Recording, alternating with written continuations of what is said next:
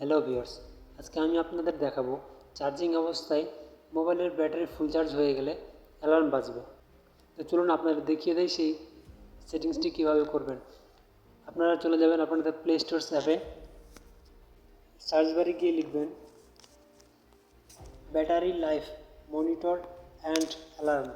Battery life monitor and alarm লিখে search করবেন। উপরে থাকা অ্যাপসটিতে ক্লিক করব। এবার ইনস্টল বাটনে ক্লিক করে ইনস্টল করব।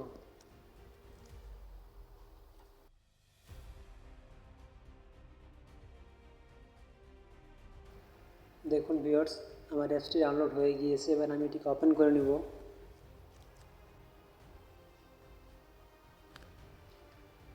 ওকেতে ক্লিক করব। এবার অ্যালাউ দিয়ে দিব। আমাদের কাজ কিন্তু হয়ে গিয়েছে। এবার আমরা ফোনটিকে চার্জে লাগাবো। আমি আমার ফোনটিকে চার্জে লাগিয়ে দিয়েছি ভিউয়ার্স। এবার আমরা নিচে দেওয়া আছে বাম পাশে চার্জ অ্যালার্ম, এই অপশনটিতে ক্লিক করব। এবার আমরা নিচে দেওয়া আছে থেফট অ্যালার্ম, এই অপশনটিতে ক্লিক করব।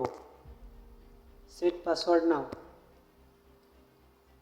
এবার আমরা এখান থেকে একটি পাসওয়ার্ড দিয়ে দেব।